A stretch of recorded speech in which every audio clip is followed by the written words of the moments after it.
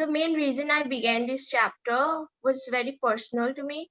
And to be honest, the first time I had my first periods, I had no idea what the word menstruation meant. And I was absolutely terrified of what was happening to me. The period blood is actually considered as impure. It is something impure, and that is a taboo. It's not a it isn't something impure. Success is not final, failure is not fatal. It is the courage to continue that counts. We are back again with another inspiring and enriching episode of One Voice, a voice that screams the name of those unsung heroes who are working hard to bring a difference in the world. For today's episode, we have with us the Period Society Jalpaiguri. It is a chapter of Period Society that deals with combating taboos associated with menstruation. Its motive is to educate men and women of the society of various menstrual related issues.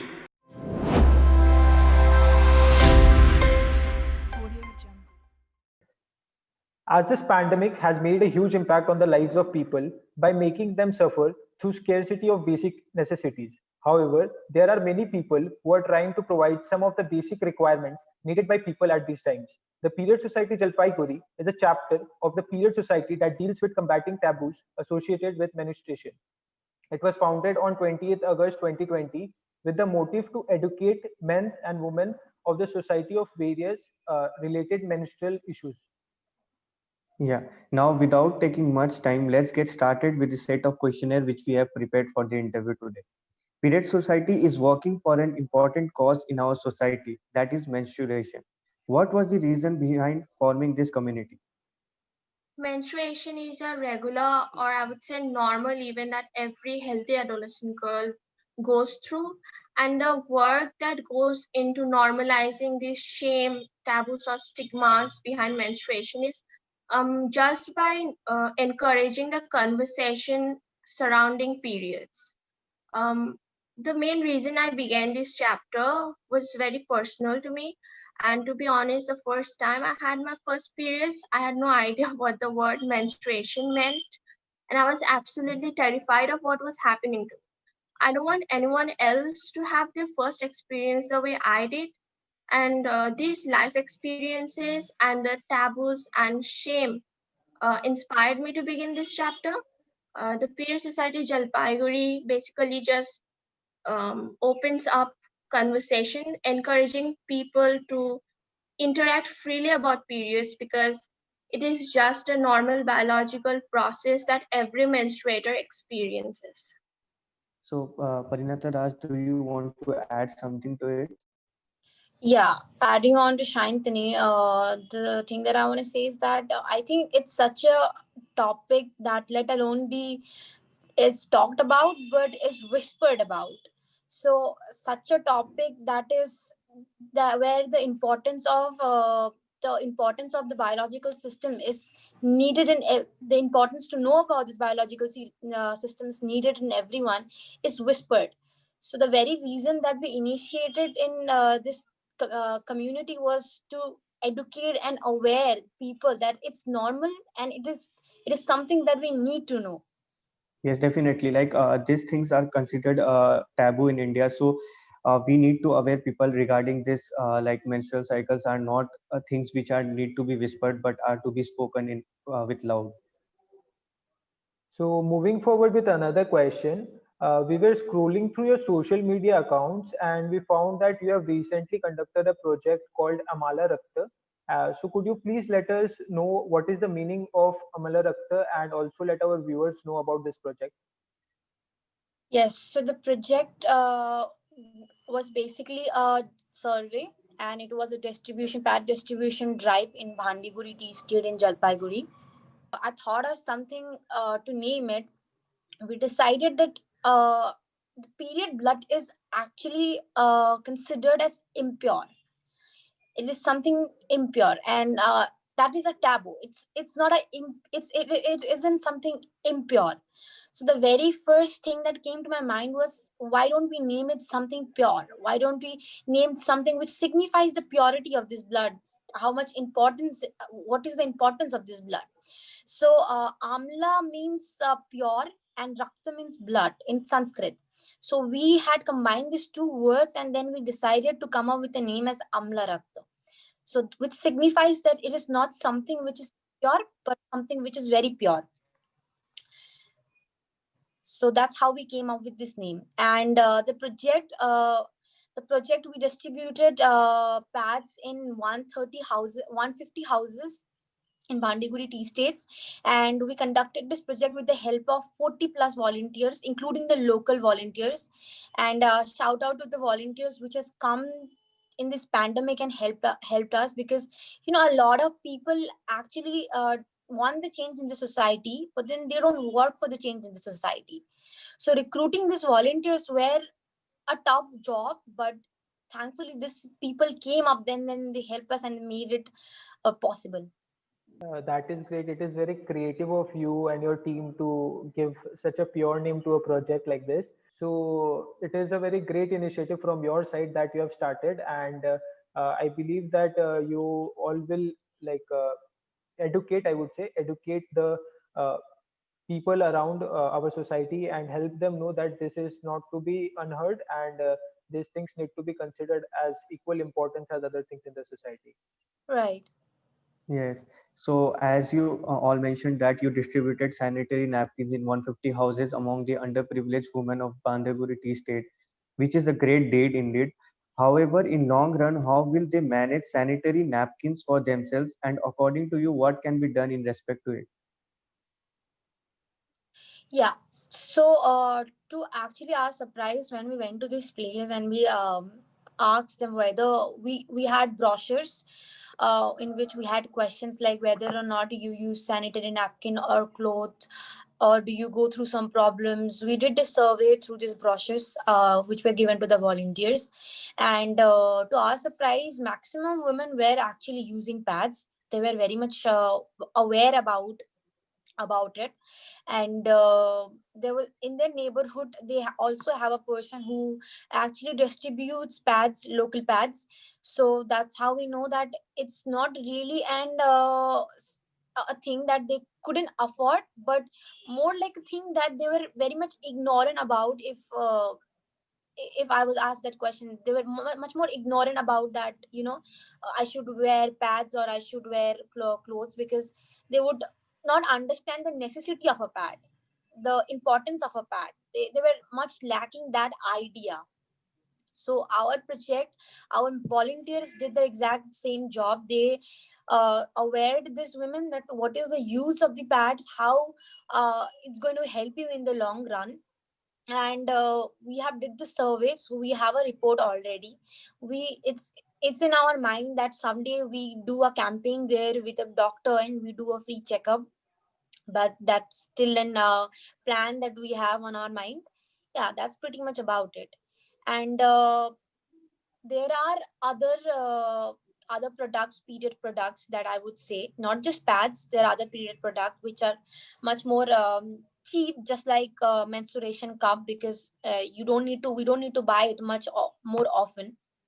But the lack of use, the lack of knowledge about the uses of it is what makes this women not makes this women not use such products. Not just menstruation cup. When I went as a volunteer, I did volunteering too in the project. And when I asked a woman that do you use pad, she replied that no, I don't. So I asked her, is it what is it, is it accessibility, is it affordability, what is it that makes you not use a pad? Then she with that she replied that it's not, I don't know the proper uses of it. So the lack of use of pads, menstruation cups are not properly given to this women. So that is what makes them not use pads. So I think awareness is very much needed, and that's how, as a society, what we can do is aware these women about the problem that can happen of using clothes, and the advantages of using menstruation cup or pads. So like basically education is important in every field, and whenever we consider anything in the society, education is and knowledge is the most important thing that is to be considered. And so Right. you are trying to make them aware about this topic, so it is great. but according to us, the greater problem is the disposal of it. So what do you think is the safe way of sanitary disposal, and like, are you considering any project about this topic as well? Talking about sanitary napkins, I would say at the time of disposal, I would say after using the pads, you just wrap it up in a newspaper properly. Or nowadays, a lot of pads come with disposable bags, or you can do that and dispose of them in a separate dustbin, not where you dispose the domestic wastes. And there's this statistics that says that a pad can take up to 500 to 800 years to decompose, which might sound insane. So this is because of the plastic that is used is non-biodegradable, and I would say this should be taken care of, and just disposing of it properly and carefully would just do it. And there's this term called green menstruation, which basically means to use menstrual cups or biodegradable pads. Cups are very easy to use once you get it right, and as because it is made up of rubber or silicone, it lasts long for about 10 years. And biodegradable pads are this chemical free and they're compostable, so you're just going green and you become an eco-friendly menstruator. Even the Amala Rakta project that we had to explain them that how to use the pads, and we said them that you can just use the disposable bags that comes with it and don't throw it out in the open, or you can just wrap it up in a newspaper and just dispose them off safely. We made sure that they were aware of how to use it, how to dispose it, all its necessary importance. Yes, like as you all mentioned also, and it was mentioned before also, that there are many alternatives to the sanitary napkins like menstrual cups and tampons. So sanitary napkins are very costlier compared to menstrual cups and tampons, because menstrual cups and tampons, they last longer, like said by you, it lasts by 10 years or something. So according to you, what are the reasons behind that they are not using menstrual cups and tampons and they are preferring sanitary napkins? Yeah, I mean, I totally agree that menstrual cups are just as effective at, you know, preventing menstrual flow leakages than tampons or pads, or I would say more effective. But again, using menstrual cups and tampons are often again associated with taboos and stigmas. And also, the main thing is that going out of your comfort zone. um for a girl, I would say that who's been using pads all her life, switching menstrual products can be a bit scary or uncomfortable. But once you do it right, get on with it and be comfortable, you just take a step closer to sustainability, cost effective periods, or I would say eco-friendly periods. um, Prolonged use of pads, everyone knows that it causes infection, and which further leads to menstrual diseases, and that is where cups come in. So they are this small sized and they're flexible. So and they collect the blood instead of absorbing it, unlike tampons and pads. And adding to that, menstrual cups hold more of your flow than the super absorbent tampons or pads do. Not many people try to get out their comfort zone, right? Yeah. Yeah. So, as a matter of fact, we all know that the phase of menstruation in a woman's life is a very tough and hard to handle all by herself. So, as you all mentioned before, that while conducting various surveys and awareness programs, what was the major problem that you found that a woman face, and how can we help them, or rather support them? Yes, so the major problem that we found out while we did this survey was that the women lack a lot of information about the uses of pads. The women lack a lot of information about the health issues, basically. So when we did this survey, we asked, we had this question in our brochure that do you go through this problem? Do you go through pelvic pain? Do you go through back pain? Do you go through several other problems that are associated with periods? They barely knew that this problem could be because of periods. So the lack of the lack of awareness that period could bring them health issues is a major problem that we saw in these women. And how to tackle is that we talk about periods.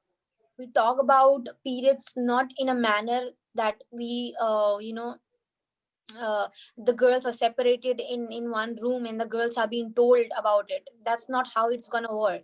Schools and institutes should take a step to talk about periods and give the basic awareness, even though institute might be like, it's not the time anymore to give the information to these girls or these women. That's absolutely wrong. There are so many things that are associated with menstruation that are needs to be told about menstruation. So the awareness in institutions and schools are very, very much important. And not that when I ask that, talk about periods, you have to go outside and talk about period, like start telling people about periods, talk about periods. No, it starts from home. Talk with your father, talk with your mother, talk with your brother. It starts from home. That's where the change begins in, from exactly from home. So I think that how we can help is also when we start talking in our very first place, in our very first home. So that's one way to bring a change and help these women, because that's how it will reach. But actually, what I feel is that there are institutions and there are schools and colleges that have already taken this step towards making the people aware about it. But I would say that we, as young students and young individuals, we have to take the initiative and not be shy about it. Because I have seen Yeah. that we also try, like, we make fun of it, we be shy, ignorant, and we try to take it in a very light manner. So what I consider that this is wrong. Yeah, absolutely. I mean, the young generation needs to, if we want to see the change, the young generation needs to bring it. And the lack, I mean, personally, I would say a lot of young men don't know what actually period is. um when we initiated this chapter, my very own friend did not know what this cycle is actually all about.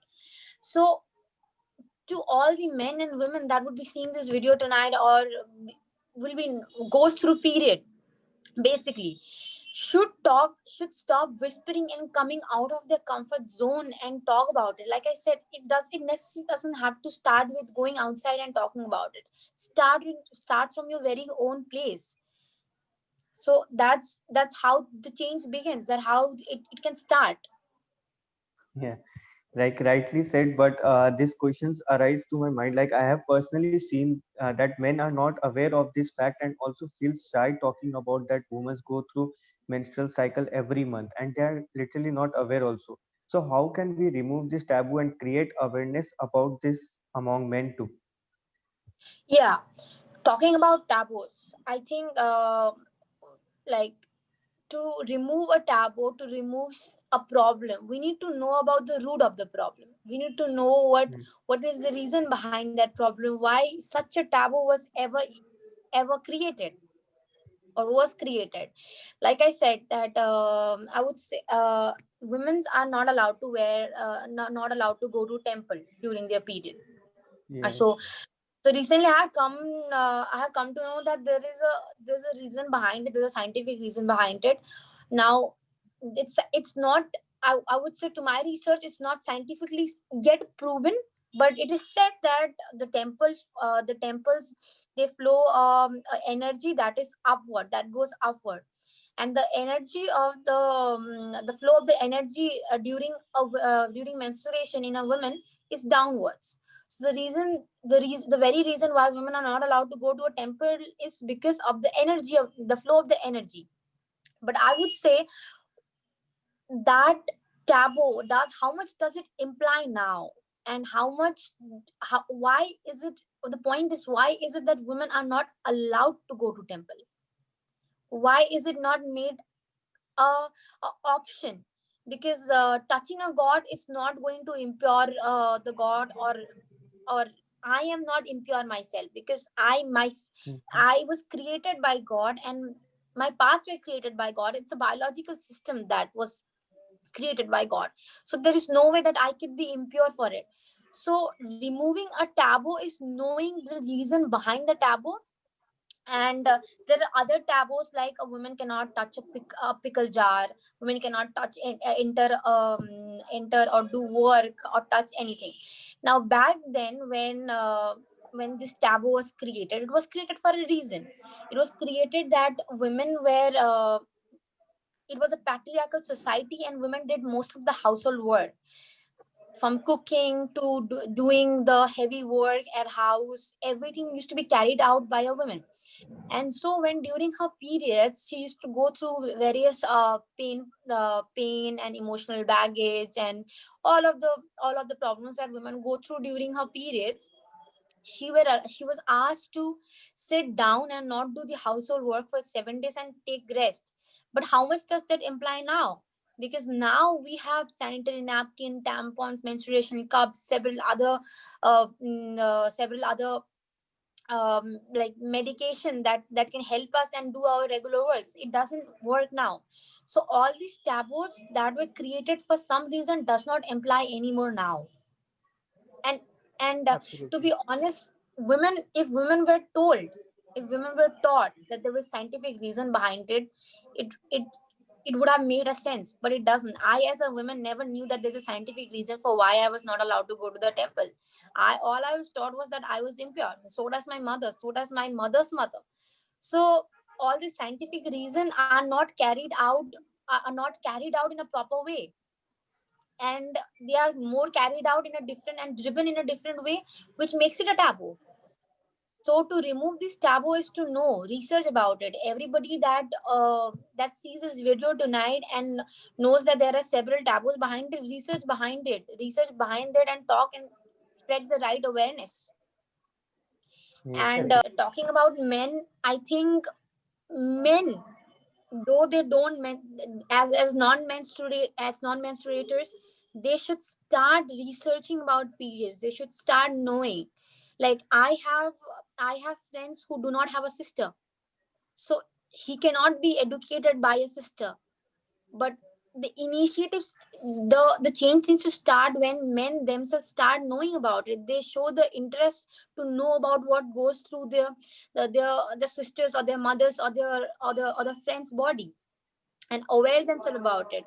Every individual should be aware about it, irrespective of their gender.